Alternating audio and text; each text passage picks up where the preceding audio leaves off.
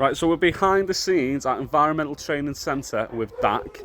We're currently outside and we have got some amazing things to show you inside. Gonna give us a little tour then, mate? Certainly, come in.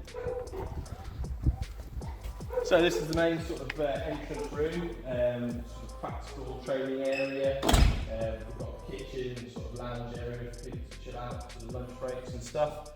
Just over to my right there, your left is the practical training room, things like chainsaws, etc. I'll give you a quick tour of that. This is absolutely incredible.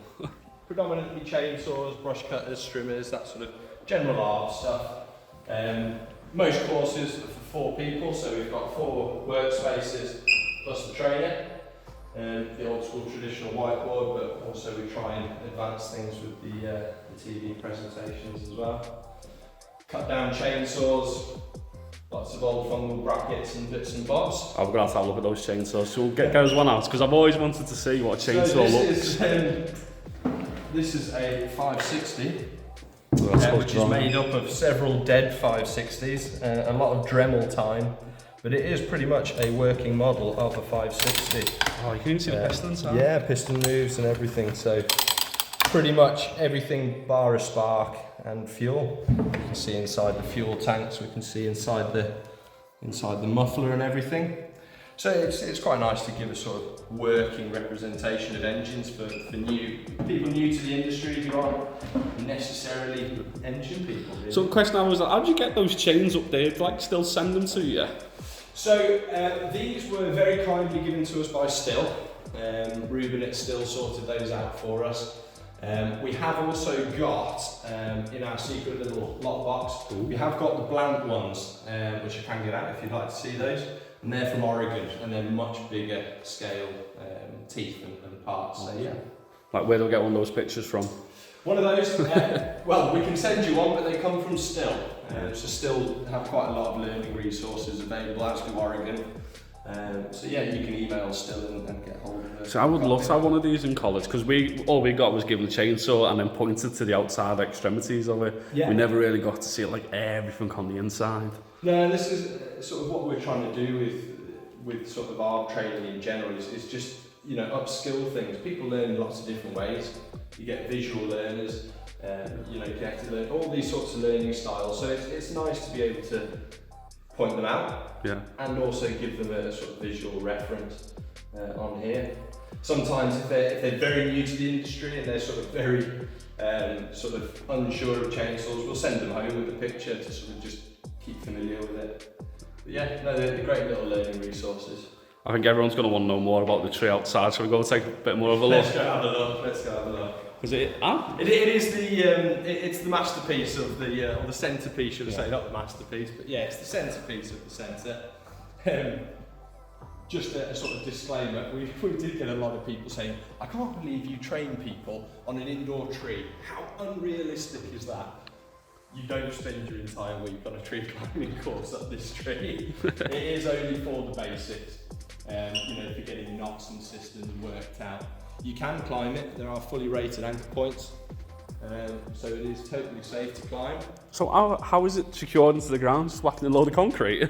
No, the whole point of it is that we will need to replace it at some stage, so it is replaceable. Basically what happened was it came through that main door there. Yeah. It's very expertly measured.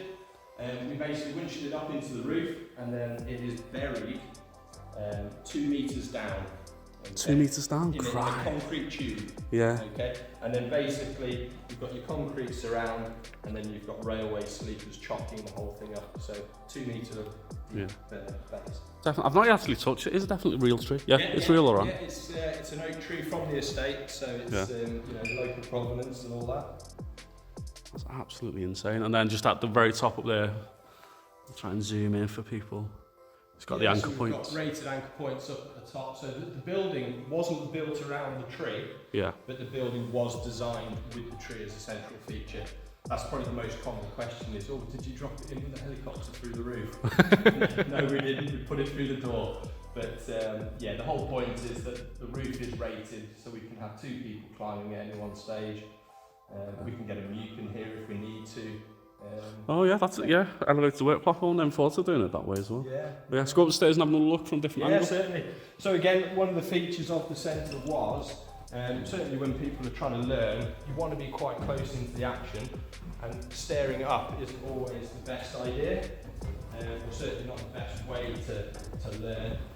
So it's quite nice for an instructor to potentially be in the tree, or a student to be in a tree, and then the students can get a really good sort of close-up aerial view of what's happening. Yeah, I know exactly what you mean. Completely different angles. It saves you as the assessor having to be up in the tree with the person as well at the same time. Yeah, it's fantastic. And it like I say, it just allows people, if you're doing certainly things like advanced rigging or even advanced tree climbing, when you're sort of trying to tie up systems and configure systems, it's much easier to look from here. Yeah. A guy could be doing it on that branch right there. You're 1.5 meters away. You know, it's fantastic. So whose idea was it to get a tree and stick it in a building then? It was my idea actually. I'll be totally honest, I did sort of pinch the idea from a friend of mine over in the States, Stephen Zimmerman. He works at a place called Limwalker, owned by Corey Petrie, I believe. Check that one, but I'm pretty sure it's Corey. And yeah, basically they had, not a tree, but they had a limb attached to a mezzanine. Yeah. And so yeah, I thought, how can we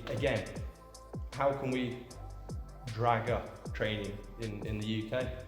And having something like this, if you think Irata, they have inbuilt structures, so why shouldn't we? Yeah, makes perfect sense. It So does. if people were interested in coming down to do a bit of training, what's the best way of getting in touch? Best way to get in touch, either through Instagram. Most people are on Instagram these days, so a DM on Instagram at ETC Trees, or just check us out on etctrees.com, and all of our contact email, phones on there. But yeah, certainly if it's informal questioning, DM via Instagram's a good way to go. Brilliant. Dak, thank you very much for showing us around. We're going to My get on pleasure. and do our podcast next, aren't we? We are indeed, looking Can't forward wait to for it. it. Cheers. Cheers, Tom.